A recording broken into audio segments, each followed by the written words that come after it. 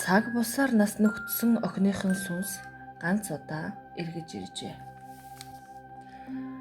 Цаг сайхан үед донойх мал малын захтай хөрөн хогшлоорч чамгүй сайн айл байсныг нутгийнхан мэднэ. Эднийх цэцэг цэврүү шиг ганц охинтой байж. Гэвч гай газар дороос гихчээр нутгийн залуучуудын хараа булаасан ажилсаг хөөхөн ааштай охин нь төрөлтийн улмаас 18 наснда хорвоогийн мөнх усыг үзүүлжээ.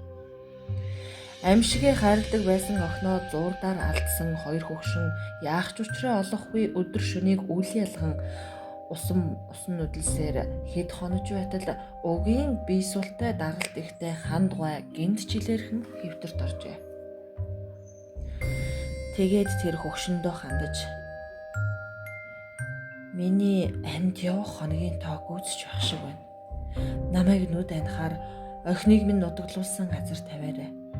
Сэтгэлийн хатуу барьж бүсээ чанга бүсэлж яваарай. Энэ нутагт нэх удалгүй ах дүүгээ бараадсан чинь дээр үсттэй.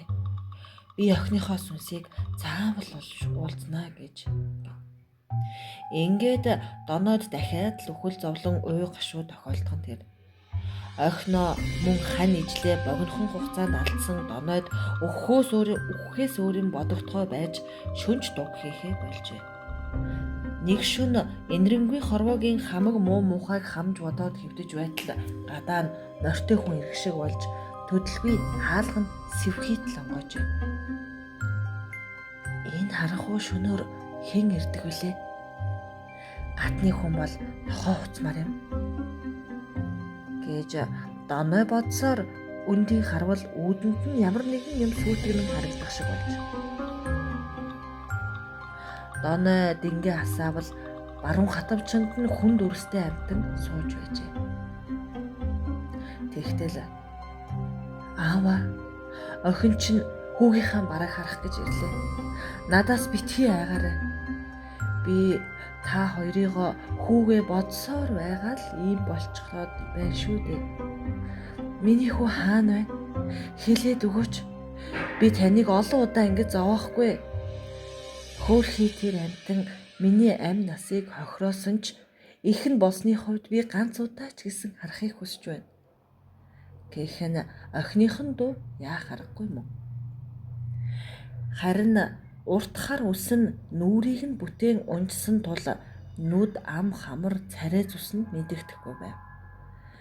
Тэгснээ өрхний завсраар сарны туяа орж ирэх үед хатавчанд сууж байсан охин нь бүдгэрсээр харагдгаан болж дуун сонсогдохгүй болжээ. "Хөөхий дөө миний муу охин. Бид хоёрын амийн сүнс алтан нар байсан юм да. Тэгээд л сүнс нь хоргодоод эргэж ирж байгаа болов уу? Түүнээс биш буг чөтгөр болцоход намайг авах гэж ирээгүй л баймаар" гэж доной бодон хэрэг болсон үедээ сан тавьж байгаарай гэж багшийнхаа хайрлсан арц хүж утлаг цацлагыг гаргаж байтал хаалга дахин зөөлөн нэгдэж охин нь мөн л орж ирээд баруун хатавчанд суугаад хэсэг чимээгүй байснаа. "Би хүний хувь тавилангаар хорвоогийн мөнх усыг үзүүлсэн болохоор удахгүй төрлөө олно. Тийм учраас би гэр орон луугаа зүтгэх шаардлага байхгүй. Гэвч ээжийн минь сүнс надад чи бид хоёрыг хайрлан өрөвдөж байгаад нүд ансан болохоор сүнс чинь гэр орондоо хорогдсон юм шиг байна. Нэг удаа хараад ирдээ" гэж шивнэн хэлсэн. "Тэгээд л би ирж байгаа минь энэ. Одоо дахиад ирэхгүй аава.